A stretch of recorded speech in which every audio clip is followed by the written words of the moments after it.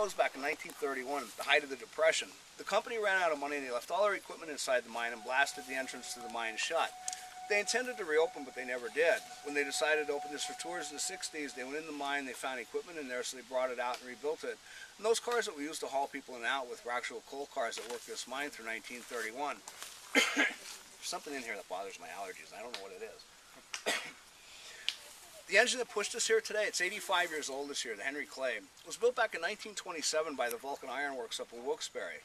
Went to work on a job similar to this in Delano and Hazleton areas for 26 years. When that job was completed, the engine was abandoned. We've been running it for 50 years now. It's fueled by anthracite, the hard coal. Fully loaded with coal and water, that engine weighs 30 tons. When it was actually working a coal operation, it would pull its own weight of 30 tons plus 80 tons of coal.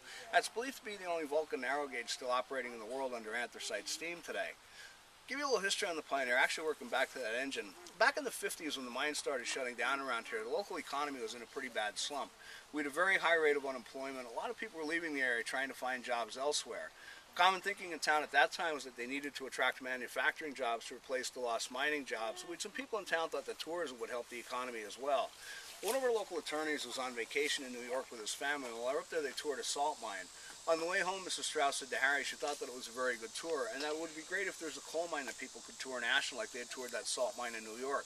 Attorney Strauss was kind of intrigued with that idea, so he decided to pitch it to different groups in town like the Chamber and the Rotary. For the most part, people thought he was crazy. Nobody had ever come to Ashland to tour a coal mine. But some people thought it was a good idea, certainly something worth looking into, so they formed a board to do that. Paul Reidler was chosen as their first board chairman. The more they talked about it, the more they thought this would be something good for our town, so they finally decided it was something they wanted to try and do.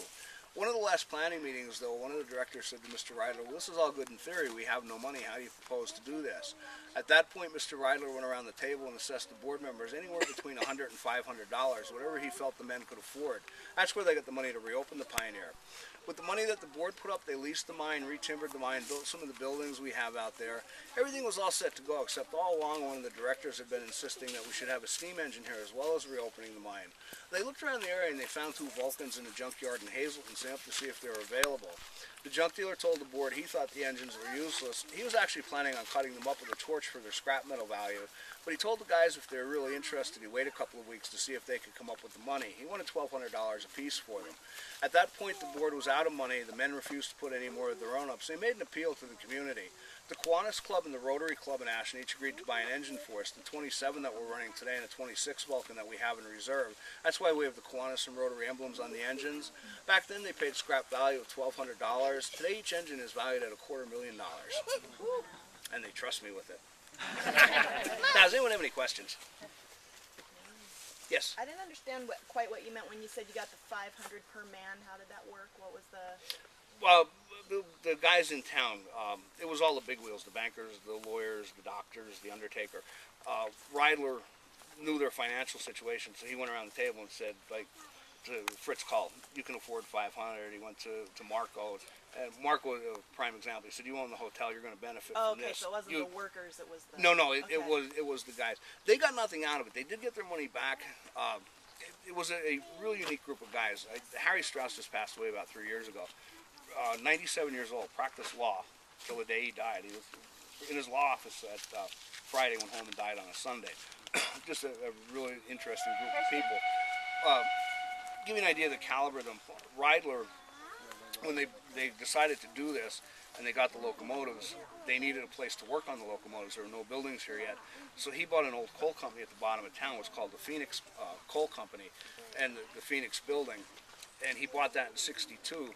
In '68, when the state came through and said we had to put a sewage plant in, they determined that the lowest point in town was the Phoenix Building. And that's where it was going to go. So Reidler stood to make a lot of money on that. But he, being community-minded, sold the property to the borough for exactly what he paid for it in '62, where he could have made a lot of money. The same group of guys got together and they started a thing called Ashland Trust. That was in '65, I believe. And they established, it started as educational trust, but then they started trust for our libraries. Each park in town has a trust, the fire department, all of our youth sports programs, a lot of educational trust and discretionary trust for the town. Right now there's about $6 million in trust for our town that these same group of guys started. So we really benefited from what they did. Okay, folks, no other questions?